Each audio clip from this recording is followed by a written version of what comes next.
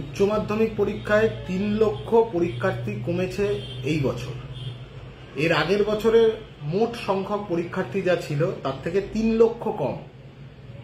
2 বছর আগে মাধ্যমিক পরীক্ষাতে যে সংখ্যক ছাত্রছাত্রী উত্তীর্ণ হয়েছিল সেই নিরিখে যদি বিচার করা হয় তাহলে 55,000 ছেলে মেয়ে বোঝা যাচ্ছে যে তারা পড়াশোনার আঙিনা থেকে সরে গেছে।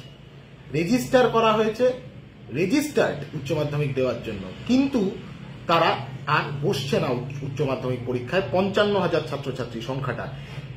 সংসদ কোনো দায় নিচ্ছে না, সরকার কোনো দায় নিচ্ছে না, বোঝা যাচ্ছে যে ড্রপ আউট হচ্ছে।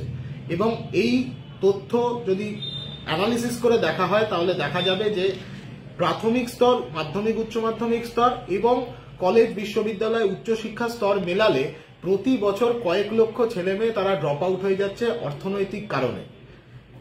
বারংবার বলা সত্ত্বেও anti drop out stimulus package, বিশেষ অর্থনৈতিক বরাদ্দ ড্রপ আউট হওয়া ছেলে মেয়েদেরকে পড়াশোনার আঙিনায় ফেরানোর জন্য, এই কথা আমরা বারবার বলছি। তারপরে দাঁড়িয়েও রাজ্যের সরকার কোনো কর্ণপাত করছে না এবং কার্যত মনোভাবটা এমন যেন ড্রপ আউট হয়নি।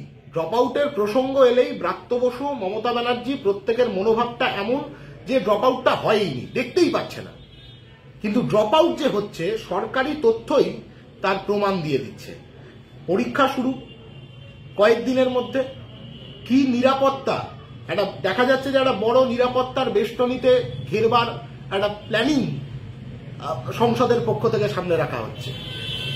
কিন্তু তারপরে দাঁড়িয়েও আমরা দেখেছি প্রতি বছর প্রশ্নপত্র লিক হয়ে যাওয়া, লিকেজের সরকার। তারা আবার একটা পরীক্ষার সম্মুখীন হচ্ছে। ঠিক যেমন ভাবে উচ্চ মাধ্যমিক পরীক্ষার্থীরা জীবনের একটা সবচেয়ে বড় পরীক্ষা দিতে চলেছে, তেমনি রাজ্যের সরকারের কাছেও এটা একটা বড় পরীক্ষা যে এই লিকেজের সরকার তারা প্রশ্নপত্র লিককে থামাতে পারে কিনা, সেই দিকে আমাদের নজর থাকবে। কিন্তু তার চেয়েও বড় পরীক্ষা ছিল ড্রপ আউট হওয়া ছেলে মেয়েগুলোকে উচ্চ মাধ্যমিক পরীক্ষায় বসতে দেওয়ার সুযোগের ব্যবস্থা করে দেওয়া। সেই ব্যবস্থা করবার পরীক্ষায় এই রাজ্যের সরকার শূন্য পেয়েছে। শুরুতেই এটা প্রমাণিত হয়ে গেল। লড়তে হবে ড্রপ আউট হওয়া ছেলে মেয়েগুলো, তারা যাতে পড়াশোনার আঙিনায় ফিরে আসতে পারে। সরকারের ওপর সর্বোচ্চ চাপ তৈরি করতে হবে যাতে তাদেরকে পড়াশোনার মূল স্রোতে ফিরিয়ে আনার ব্যবস্থা এই সরকার করে।